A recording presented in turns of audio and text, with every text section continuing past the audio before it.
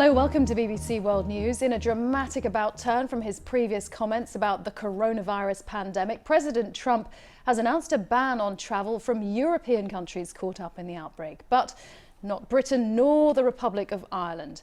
The ban covers all countries within the Schengen zone, the group of 26 European nations with no border controls between them. It will last for 30 days. European diplomats say they had no advance warning of the move from the White House. In Italy, where the virus has killed more than 800 people, the government has ordered further drastic restrictions. All bars, restaurants and shops have been ordered to close for 2 weeks. In China, it looks better. The number of new cases has continued to fall, and the government in Beijing has announced that the epidemic there is now past its peak.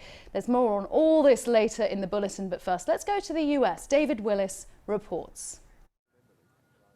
Criticised for downplaying the effects of the coronavirus, President Trump announced sweeping travel restrictions in a rare Oval Office address to the nation.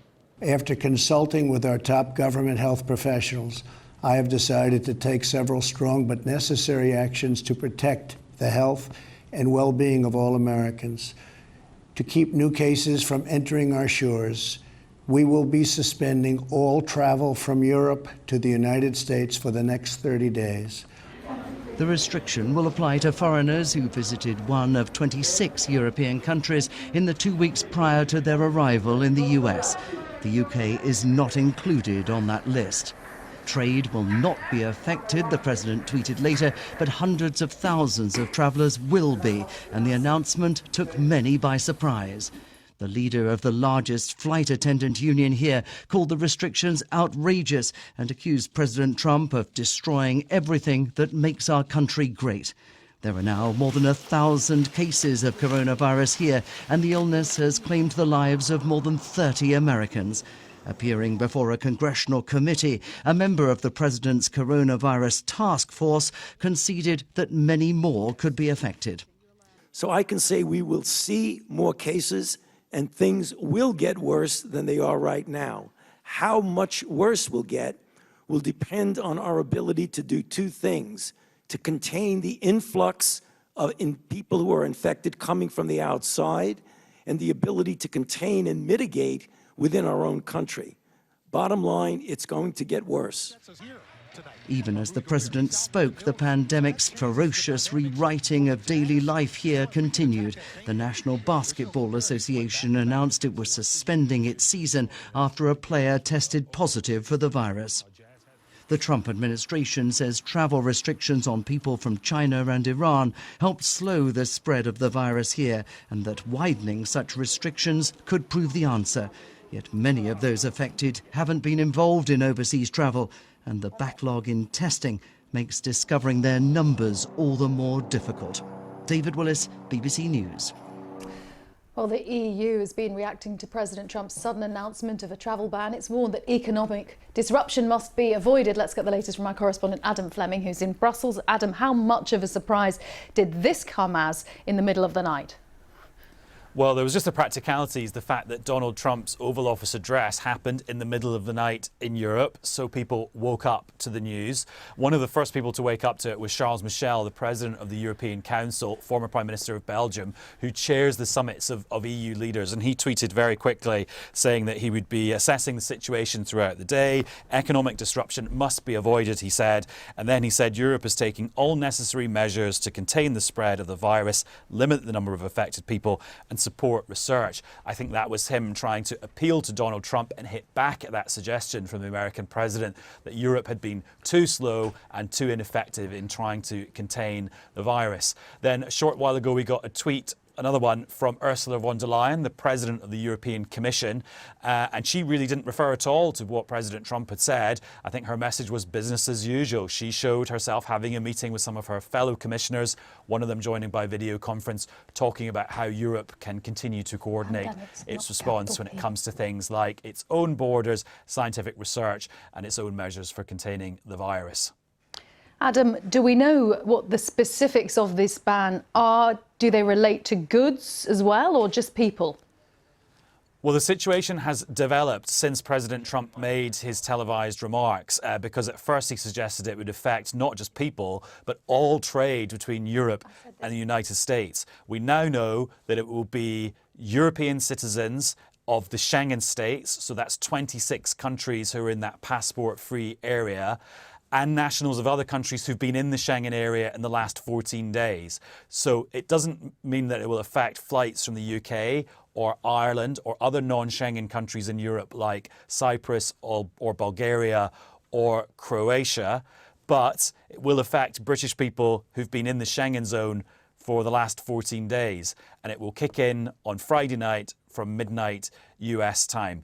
But I think the EU authorities are going to be looking for a lot of clarification about just what sort of categories of people will be affected and actually the small print of this announcement. And it'll be interesting to see what this means for the political response in the EU. Will it help the EU to work more cohesively and in a more coordinated way? Because they've struggled up till now, because actually health isn't a matter for the EU, it's still in the hands of national governments.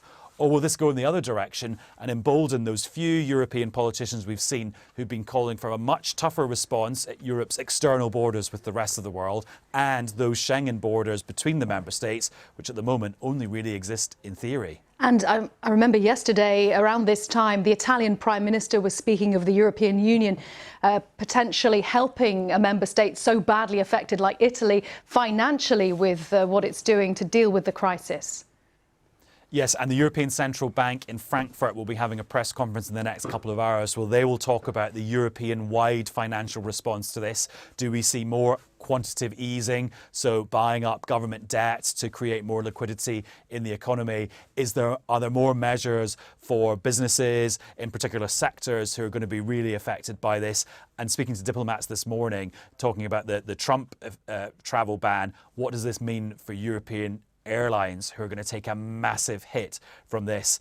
And I think people are expecting to see a lot of measures very much along the same lines as the ones taken by the UK yesterday when the British Finance Minister Rishi Sunak announced British measures for supporting the British economy. We'll get more details from the European Central Bank in the next few hours. Also, we're going to get more details from the Spanish government about what their measures are going to take, because the number of cases in Spain are ramping up very, very quickly. And we expect tonight an address to the French people from Emmanuel Macron. Lots of people saying, is France the next country after Italy that will take really, really draconian measures? Adam, thank you very much. Adam Fleming in Brussels. We'll be discussing what the Europeans are doing about this in more detail in this bulletin a little later. Now, Italy, we've been talking about Italy a bit there, waking up to its third day under lockdown. It remains the worst hit country in Europe. I asked our correspondent Sima Katecha in Rome how the situation was unfolding there.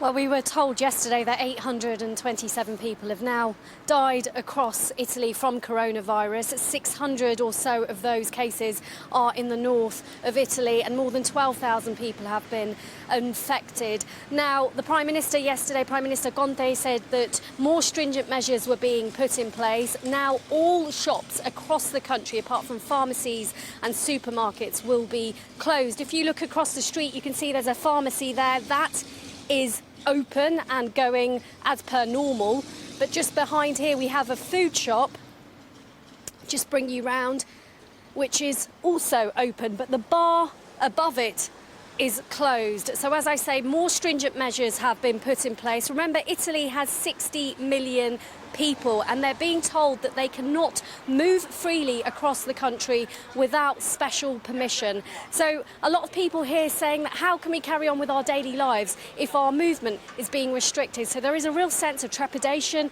frustration and anxiety as to how long this is going to go on for. And there is virtually no traffic, just a few cars going along the street behind you. It seems very different to normal life in the capital. Yes, absolutely. I mean, some streets are eerily quiet. You have got a few cars going past here because people do have to work. That's what I'm being told all the time. And Rome is one of the most popular tourist destinations in the world. And seeing it like this, it's sort of like you're in the middle of a film set. It's just really quiet. Speaking to a waitress yesterday, she was saying that she's never seen it like this before. So I think people are still every day trying to digest what's going on across this beautiful city. I mean, the Vatican has been closed off to the public. So places like that are incredibly popular with people across the world today are being seen in a different setting, which, to be honest, is rather bizarre. Seema Katecha a little bit earlier there in Rome. Now, the number of new cases has continued to fall in China. Just 15 newly confirmed cases in the last 24 hours. And that has led the government in Beijing to announce that the epidemic there is now past its peak. Take a listen. All of the above-mentioned information indicates that the peak of the epidemic in China is over, and the overall epidemic situation is kept at a low level, and medical treatment will continue to be the top priority, and we should not slacken our efforts in the epidemic prevention and control. Our correspondent Robin Brandt gave this update from Shanghai. The news that the Chinese government and its officials believe the peak has been passed confirmed basically what we saw 2 days ago when President Xi Jinping himself went in person to Wuhan, the city at the very centre of this outbreak, the city that still remains cut off from the rest of China and the rest of the world. I mean, he was confident enough to go, both personally and in terms of the government's confidence that the virus and its spread is now very much under control. Now, in terms of Wuhan, we had some easing of restrictions announced there 24 hours ago. Today, further signs that this is not the end, but the beginning of the end, because some restrictions on industrial production and also travel in Hubei, the surrounding province, they are being eased in certain places as well. But remember, you still cannot leave the city of Wuhan and travel out. You cannot still leave the province of Hubei and travel out to the rest of China. So that's the situation as it stands at the moment. In terms of the numbers, well, look, for the first time since this outbreak, the number of new cases in Hubei itself, that is down to single digits, just 8. So there is a sense that we're heading to the day when the number of new cases in that province will reach 0. And that will be hugely symbolic and, of course, hugely welcome news, but we're not there yet. Robin Brandt, well, the British Prime Minister Boris Johnson is expected to signal a new phase in the UK's efforts to tackle the coronavirus crisis in the coming hours.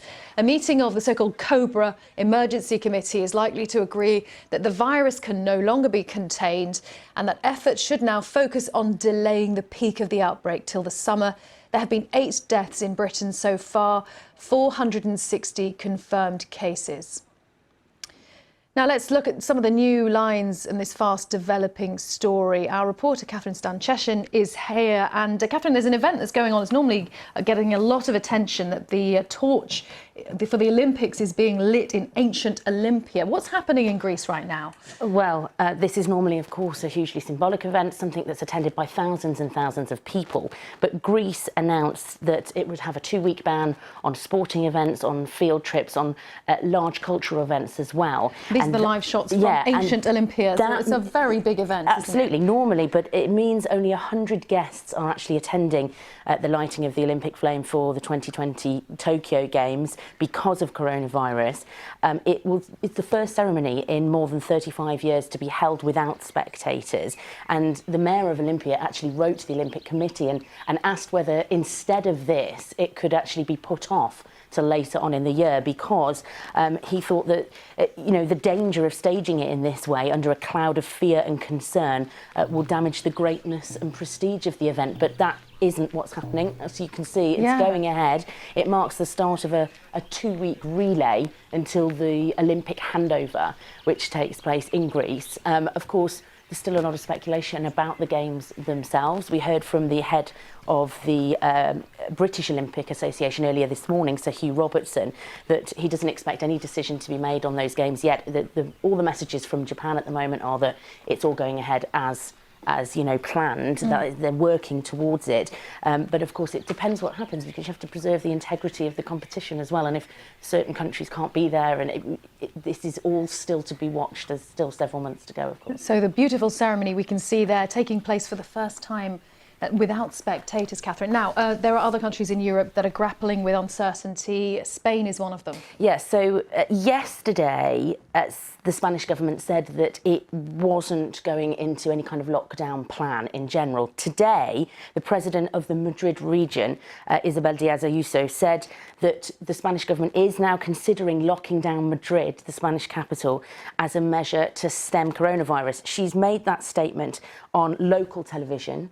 And we haven't heard any more as yet, but it seems that obviously it's very fast moving and that this has been developing in just the past hours, so that is now under consideration. Right, so Spain's certainly on the radar now. Norway, just one word briefly about Norway, what's going on there today? So the virus seems to be ramping up in Scandinavian countries as well. We've heard about Denmark, issues there. Norway is considering now whether to close down several airports as part of its efforts to curb the spread of the virus. We understand that there's going to be a meeting at 12 p.m. local time to decide whether or not Oslo's main airport will be affected, maybe one runway shutting, maybe other measures there as well. And the news comes as 212 new confirmed cases of coronavirus were reported by the Norwegian Institute of Public Health last night. Catherine, thank you very much for rounding all of that up. Catherine Stancheshin, appreciate that.